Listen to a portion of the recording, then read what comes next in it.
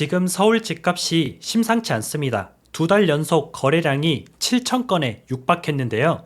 이대로 가다가는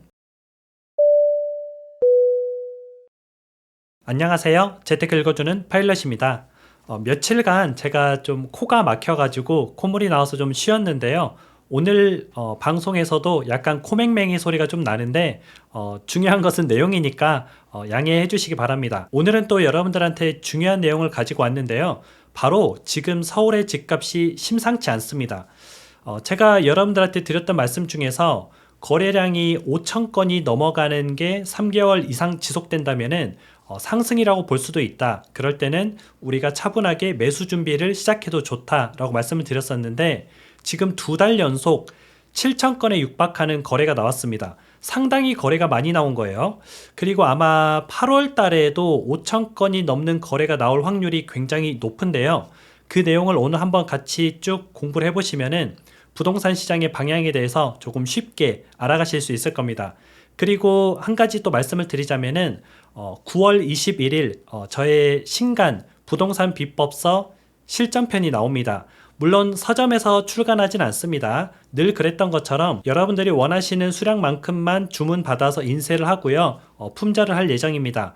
이번 부동산 비법서 실전편에는요. 이론보다는 실전에 관한 내용이 많이 나와 있는데 부동산 경매, 청약, 재개발, 재건축, 급매, 그리고 여러분들이 많이 관심 있어 하시는 수도권이나 지방의 요지들에 대한 분석, 제가 주로 보고 있는 것들이거든요.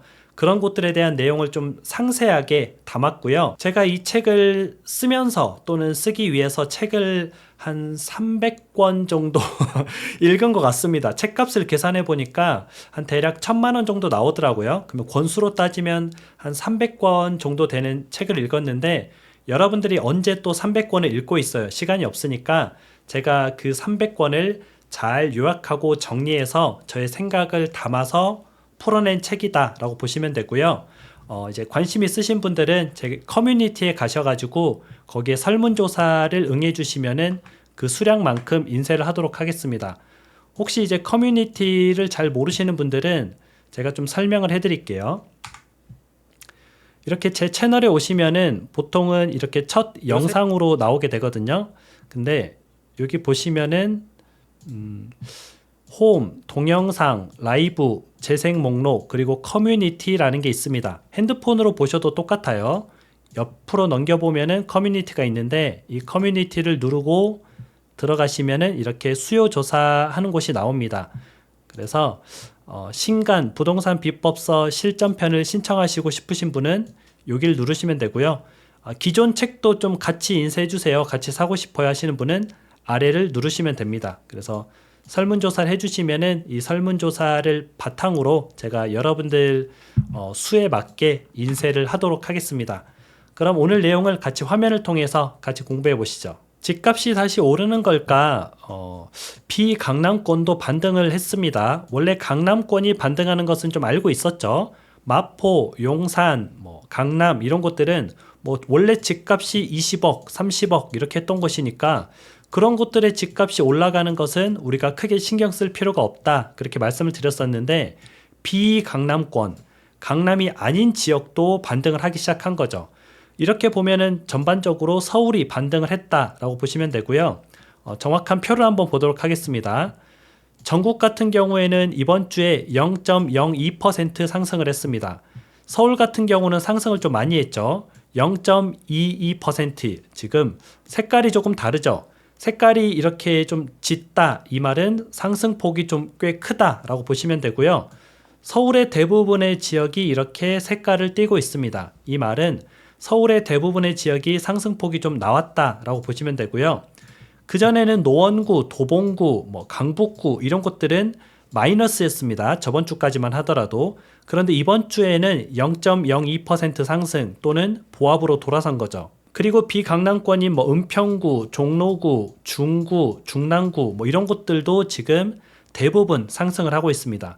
그래서 전체적으로 보면은 서울은 지금 상당히 상승을 하고 있는 모습을 좀 보여주고 있고요. 전국도 아까 봤듯이 0.02% 상승이니까 전국이 다 올라가고 있는 거 아니냐라고 오해를 하실 수 있는데 서울을 포함한 평균입니다. 전국은 서울을 포함한 거기 때문에 서울을 포함했는데도 0.02% 상승이다. 서울이 0.22%였는데 이 0.22%를 포함하고도 0.02% 상승이라는 말은 실은 서울을 제외한 나머지 지역들은 우리가 하락을 하고 있다라고 보시면 됩니다.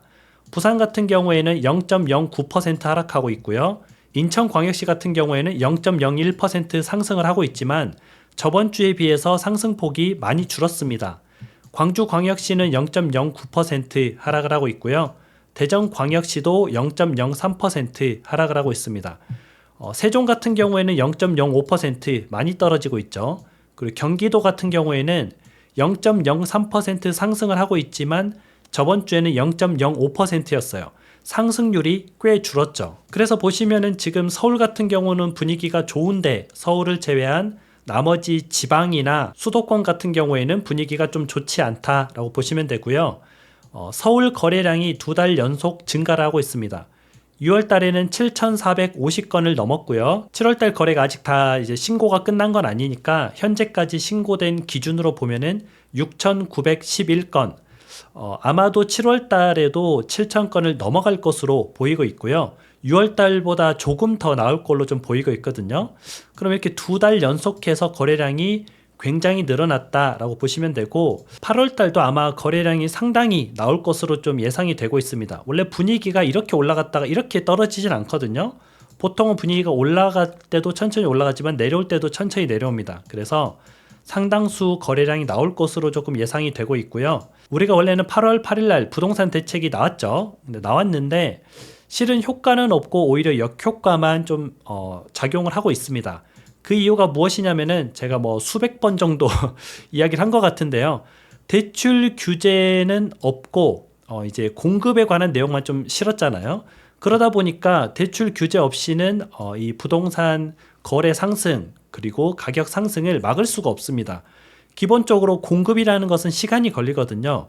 공급하겠다 이 말은 뭐 짧아야 5년 그리고 길면 10년 이렇게 내다보고 하는 건데 지금 당장 공급이 되지 않는데 이런 생각이 들면서 매수 수요자들한테는 그렇게 매력적인 이제 규제나 정책이 아니라는 거죠. 실제 매수자들한테 가장 피부로 와닿는 것은 대출입니다. 대출이 막히면은 집을 사기가 어렵고요. 대출이 풀리면은 집을 사기가 쉽습니다. 근데 지금은 좀 대출 규제를 뒤로 미뤘죠. 원래는 7월 달부터 스트레스 DSR이 적용되기로 했었는데 9월 달로 미뤘습니다. 자영업자들 때문에 좀 미룬 건데요. 그 역효과가 이제 부동산 시장에 나타나고 있는 거죠. 그래서 실은 대출 규제를 미루면 안 됐었습니다. 뭐 아무튼 대출 규제가 미뤄지다 보니까 거래량이 좀 늘어나고 있는 거고요.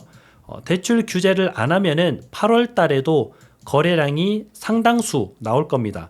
제 생각에는 8월 달에도 거의 뭐 한 7천 건에 육박하게 나오지 않을까라고 좀 생각이 들고 있거든요. 그럼 제가 말씀드린 3개월 연속 거래량이 터지는 순간이 되는 거죠. 그러면은 우리가 상승 국면이라고 좀 볼 수가 있는데 굉장히 중요한 시기인 겁니다. 지금 시기가 굉장히 좀 중요한 시기고 문제는 이 추세를 꺾어줄 9월 달에 실시되는 스트레스 DSR 이게 안 먹히면은 우리는 좀 집을 사는 것을 좀 고려를 해봐야 됩니다.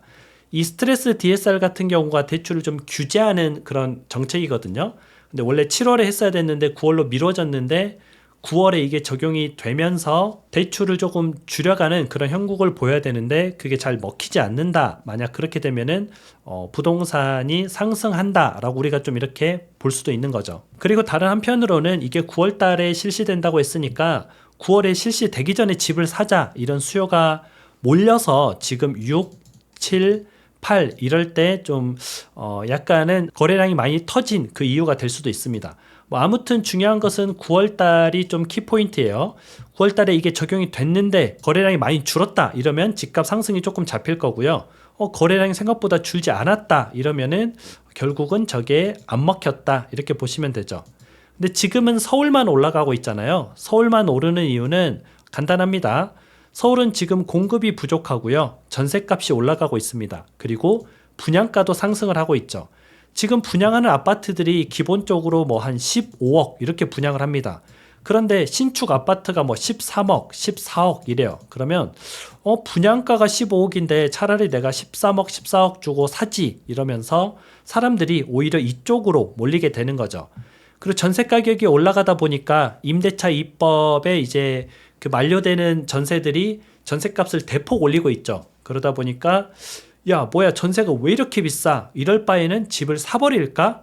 사버릴까 했는데 대출이 좀 규제가 풀려 있어요. 그러니까 이제 전세를 살던 사람들이 매매의 수요로 좀 돌아선 거죠. 게다가 앞에서 말했던 대로 지금 당장 공급이 부족하고 이걸 뭐 채울 수 있는 방법이 없다 보니까 약간 조바심을 느끼는 경우도 있는 것 같습니다.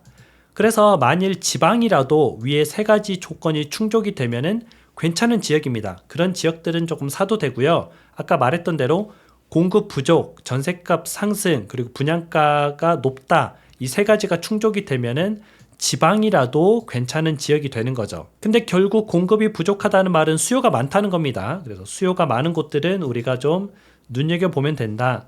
그래서 올 하반기는 부동산 시장에서 굉장히 좀 중요한 시기예요.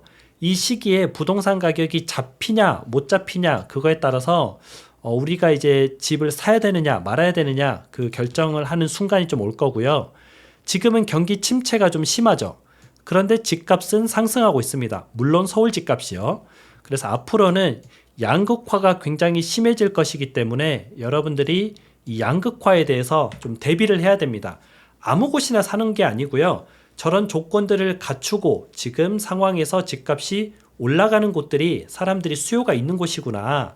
그러면 우리는 그 수요가 있는 곳들을 조금 매수해야 될 그런 지역으로 좀 보면 좋겠죠. 앞으로 인기가 없는 지역들은 좀 계속 떨어질 겁니다. 그곳들이 반등하긴 어려워요. 왜냐하면 기본적으로 인구가 줄어들고 있고 경기가 좋지 않습니다. 몰리는 곳으로만 몰리게 되거든요. 그래서 우리는 돈이 몰리는 지역이 어딘지 잘 보고 있다가 그 지역에 내 집 마련을 해야 되고요. 9월달이 가장 좀 키포인트라고 했으니까 9월달에 거래가 어떻게 이루어지는지 저 규제가 먹히는지 안 먹히는지 그 부분을 체크하면서 같이 부동산을 해나가면 좋을 것 같습니다.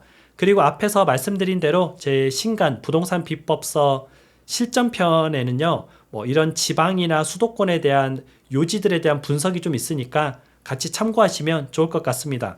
그럼 오늘 내용은 여기까지 하고요. 여러분들 오늘 하루도 행복한 하루 보내시기 바랍니다. 다음에 다시 만나요.